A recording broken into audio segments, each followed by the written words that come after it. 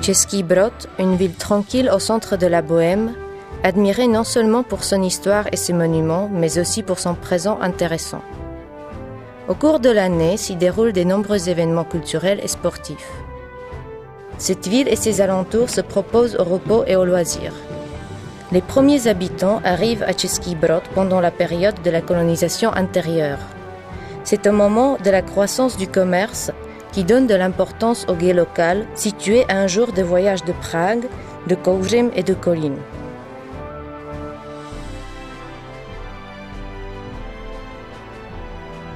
En 1134, Jan Ier, évêque de Prague, fonde près de ce gué une douane et une colonie foraine ainsi que l'église romane Saint-Gothard. Le 4 février 1437, le roi tchèque Sigismond de Luxembourg attribue à la ville de Český Brod le statut de la ville royale et lui donne le blason qu'elle garde jusqu'à aujourd'hui.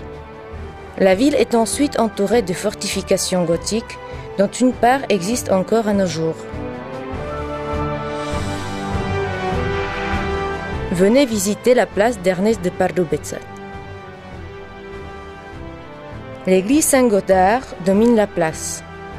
Initialement une église romane, celle-ci a été transformée en basilique à 3 ailes au XIVe siècle sur l'initiative de l'archevêque de Prague, Ernest de Pardubice. La reconstruction ultérieure baroque date du XVIIIe siècle.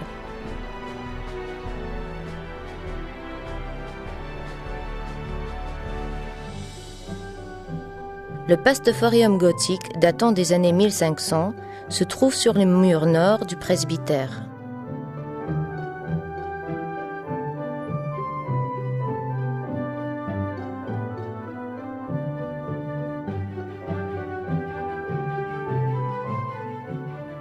Un autel style rococo du 1781 est orné de statues de Saint-Pierre et Saint-Paul et du tableau de baptême de Jésus.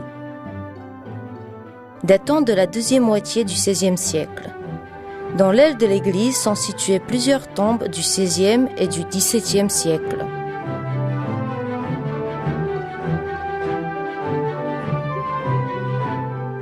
Le clocher indépendant se trouve près de l'église Saint-Gothard. Du style flamboyant, il est construit entre 1578 et 1585.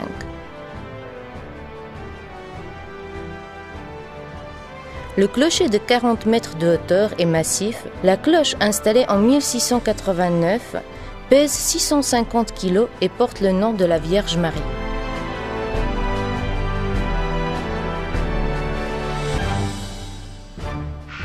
La sculpture de la Sainte Famille en gué date d'entre 1722 et 1723.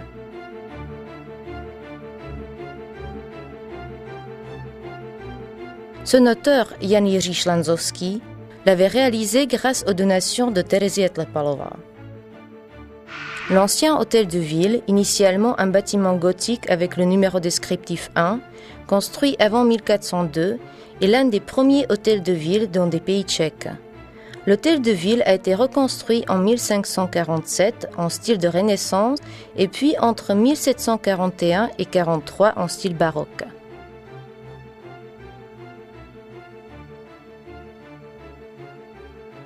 Aujourd'hui, c'est le bureau d'information et le centre culturel avec la bibliothèque municipale qui siègent dans ce bâtiment. Sous le bâtiment se trouve un étage souterrain gothique qui est lié par un couloir au bâtiment numéro 12 appelé autrefois à l'Arbre Vert.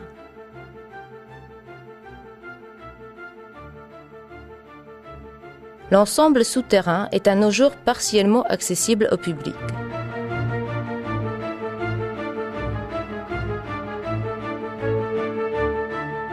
Une prison municipale faisait partie de l'ancien hôtel de ville. En 1849, la ville a passé l'hôtel de ville à la cour départementale, ce que rappellent les cachots de cette période. Là, vous pouvez aujourd'hui visiter la galerie Chatlava, qui tient son nom de l'ancienne dénomination de la prison.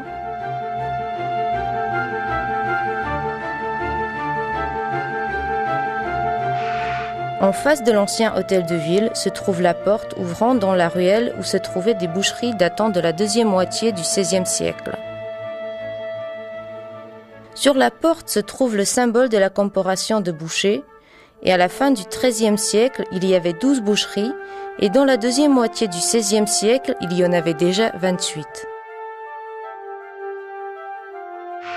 De l'autre côté de l'ancien hôtel de ville, vous pouvez admirer la maison numéro 46, appelée de Laurent et construite en 1443.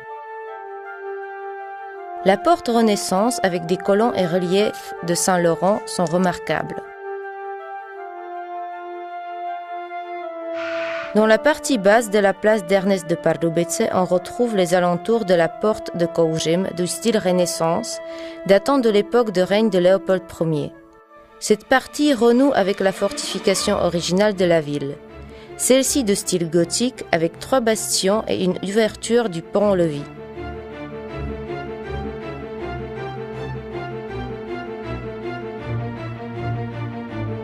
L'espace derrière la porte sert aujourd'hui à la garde municipale qui organise des événements publics, culturels et historiques.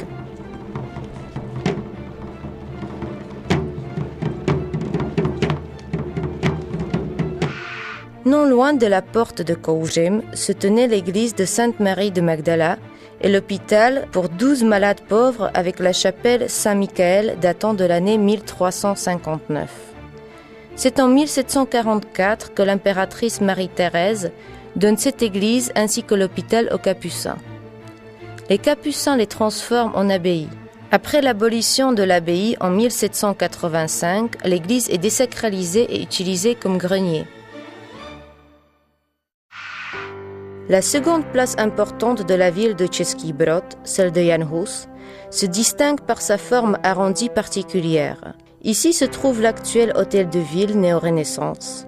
Ce bâtiment, originellement conçu comme caisse d'épargne civile, est doté de détails architectoniques remarquables. De plus, on y trouve le monument de Procope le Grand ou le Tendu de 1910 et créé par l'artiste de l'Art Nouveau Karel Opatrný. Le monument montre ce préfet taborite lors de la bataille de Lepane. Le socle du monument contient des coffres avec la terre des champs de bataille victorieux des légionnaires tchèques durant la Première Guerre mondiale, ainsi qu'avec la terre des camps de concentration et de Dukla. Le bâtiment du gymnase de Sokol, situé à la rue Tirš, a été construit en 1884 d'après le projet de l'architecte local Jan Kouba, qui a participé également à sa décoration intérieure en collaboration avec son élève Josef Posselt.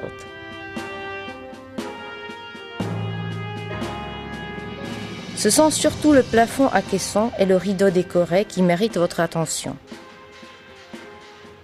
Depuis son ouverture en 1885, ce bâtiment sert du centre culturel et sportif de la ville.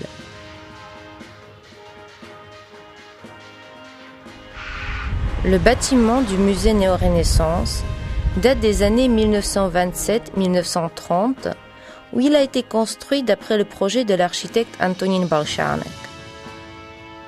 La façade frontale porte le blason municipal et le relief représentant l'arrivée du maître Jan Hus à Český Brod en 1409, réalisé par le sculpteur Josef Škoda.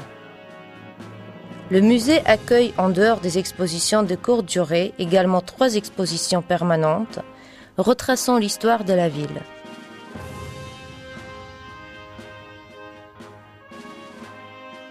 L'exposition principale traite la bataille de Lepane en profitant des moyens audiovisuels. La seconde exposition est basée sur la collection de Josef Zaunek de Mrské, fermier, explorateur et mécène local. Enfin, le musée accueille l'exposition portant sur les fortifications slaves à Pošembeří, qui présente les découvertes archéologiques de Klučov, Přistoupim, Doubravčice et Tismice. Depuis 1967, le musée fait partie du musée régional de Kolín.